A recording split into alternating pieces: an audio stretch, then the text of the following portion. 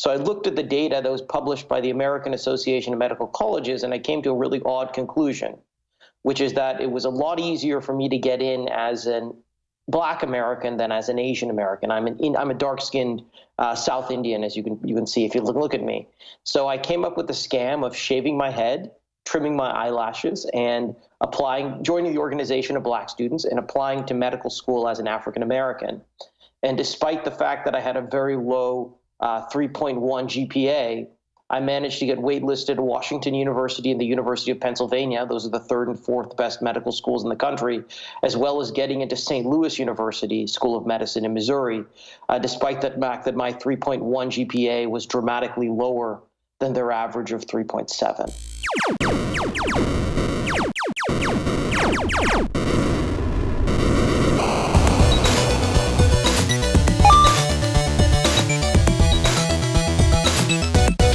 Welcome into the fourth hour of the Alex Jones Show. I was honestly shocked. We all know about fake news. We all know how fake news works. We've all seen it in real time. We know about the people like Jake Tapper and the likes of Don Lemon.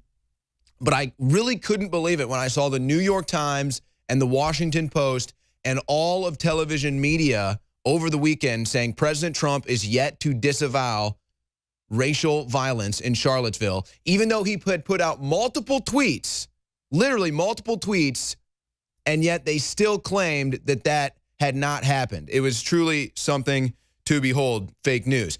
Now, I'm about to be joined by Vijay Chokalingam, and I want to be clear with all of the race baiting stuff and going on. This is not why he's on the show. In fact, he's actually an expert in this field. Vijay Chokalingam, you may have heard his story, the author of Almost Black. I got into medical school by saying I was black. I lied. Now, Vijay he is in the admissions industry, so he has a background in this. Vijay, thank you so much for joining us today.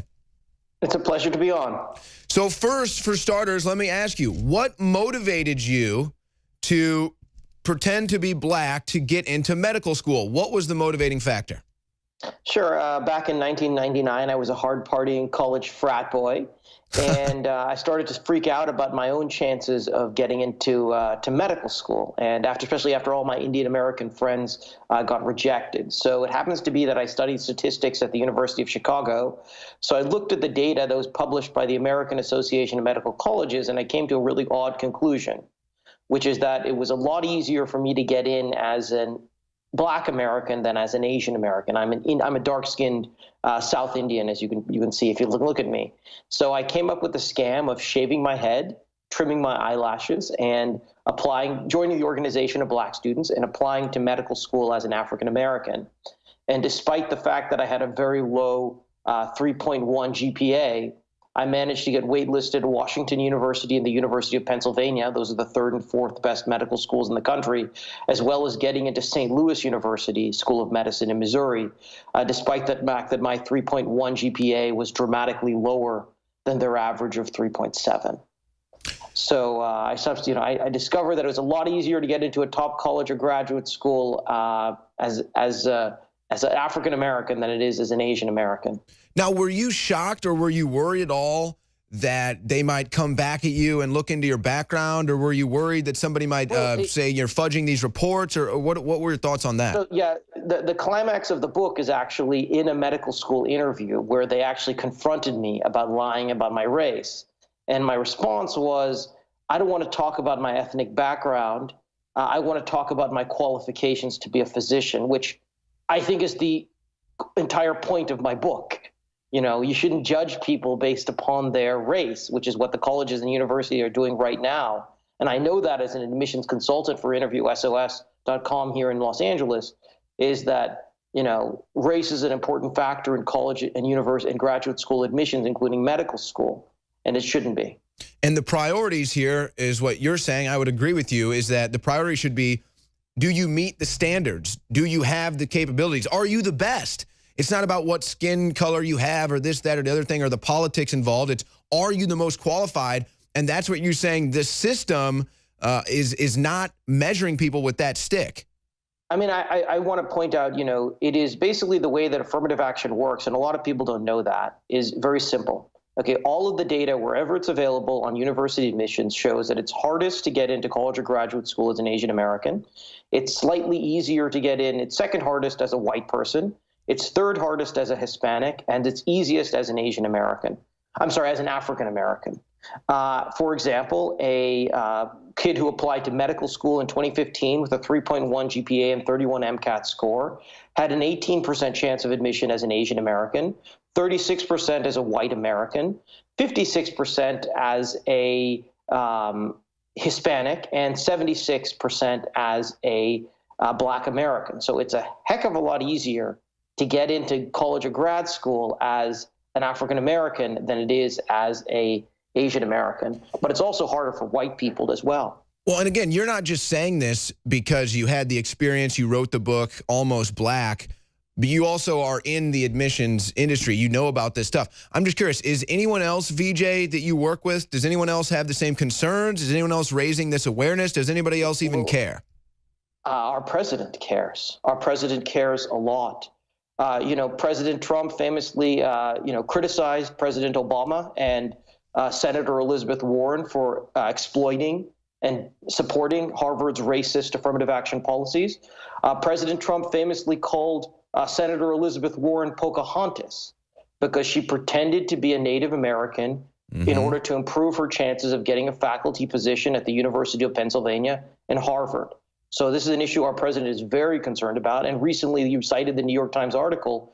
The New York Times tries to portray it as a white versus black issue. But the truth is the people who are hurt the most by affirmative action, ironically, are Asian Americans. And the lawsuit that Attorney General Sessions is looking into is to end affirmative action at top universities by potentially cutting off their federal funding.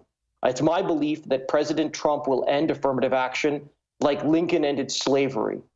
And the way he's going to do that is by appointing conservative anti-affirmative action Supreme Court judges and by using the Department of Justice to force the universities to either end their racist affirmative action policies or give up their federal funding. Yeah, you mentioned the Supreme Court justice. He nominated and got Neil Gorsuch on the Supreme Court. I've got another story today. I'm going to cover this later. Trump has also quietly appointed 100 other new judges to lifetime positions. But, you know, it's funny. You brought up Elizabeth Warren and how she faked being a Native American to get into school. What was the name of her book that she wrote? Do you remember that? Oh, she didn't write a book. She genuinely was trying to scam the system and then lied about it. I'm sorry. I'm sorry, Vijay. I was remembering that you wrote the book Almost Black with your experience. So, it's more than that. A lot of people do that. Harvard recently liked to brag about how they have 51% minority for the first time in their history, but like they're having like a parade to celebrate. But they don't realize you can't forget about what we call the Pocahontas factor or the. So you think that that's actually something that's happening more often than we think? Oh my! I'm not. You would know. Elizabeth Warren and me are not the only ones. We're just the ones who got caught, or who revealed that fact. Well, you wrote a book. I'm still waiting for her to publish her book. Yeah. No, I mean, that's why we're so fortunate to have such a great president who has the courage to confront this type of racism. Well, it's amazing. You come on. I do want to mention, I'm wearing my UCLA shirt right now. I dropped out of medical school at St. Louis University in Missouri, subsequently got my MBA at UCLA's Anderson School of Management. UCLA is a school that doesn't practice affirmative action in admissions. I discovered that it's possible to have a great educational experience with a divert class of Asian Americans, whites, blacks, and Hispanics without practicing racial discrimination in the world. Shocking. In admissions. So, I kind of want to convey the point to all of your listeners out there that affirmative action racism is not critical to a good education. Shocking. Now, you come on and you're supportive of President Trump here today. You've got a sister, I think, that might not be so supportive. Is there some family politics that go on there? So, as I post on the cover of my book, my sister said this book will bring shame on the family. Now, recently, she has a new baby on the way, and I've come to the realization I'm going to say no comment because, I certainly don't, I don't want to say or do anything that could be construed as negatively towards my sister's child. So I'll just leave it at that. She disagrees with me on this issue. She believes that she benefited from the affirmative action program at NBC. I also remember when she got rejected from Harvard. She cried. So, it's important for us to realize that affirmative action hurts people, as well as, it hurts people a lot when they're applying to college and graduate school, including my sister and other members of my family as well. It's amazing. This affirmative action thing is something that most people probably don't think about. They don't realize that it could be affecting their day-to-day lives. It could be affecting their futures. And it's something that most people don't talk about. Yeah, I want to bring this up. I want to give a good piece of advice. As I mentioned, I'm an admissions consultant for InterviewSOS.com here in Los Angeles. And I want to give a piece of free advice as an admissions consultant to all of your listeners out there. And that is, do not disclose your race if you're Asian American or white, ever. There's almost always an option to not disclose your race. Don't disclose it, because it can be shown to decrease your chances of finding a job or getting into college or graduate school. So there's never any reason to disclose your race if you're an Asian American or white. Just decline to say it. Now, have you dealt with people that come to you for advice and you give them that advice? How do they take it? They follow it. They just say, you know what, I'm just going to not refuse to disclose my race. All right. So well, what's going to happen now is they're going to come after you and say how racist you are. I'm trying to fight a system of legalized racism that we call affirmative action. It's important to realize that affirmative action is a racial classification system that changes your chances of admission to college or graduate school. It is the very definition of racism. And we're very fortunate to have a president who is committed to appointing justices who will end this type of racism. But more broadly, Martin Luther King famously said that black supremacy is as bad as white supremacy. And, to discriminate against a white man or an Asian man is as bad as discriminating against a Hispanic or an African American. And I'm glad that we have a president who believes in that, who believes that all forms of racism are wrong. When President Trump says he's the least racist person, that's because he believes it's as wrong to discriminate against a white person as it is to discriminate against a Hispanic or a black. Or and most people are over the entire racism thing anyway. It's just a media-perpetuated lie to get us to go into civil war. Thank you so much for joining us, Vijay. Almost Black is the book. He exposes affirmative action in schools, folks. What the aging process is when the cell replicates, we lose a little bit of our telomeres. Telomeres are the little cups on the end of our chromosomes. And when it runs out, you start dying. Secure your DNA force today at InfoWarsLife.com.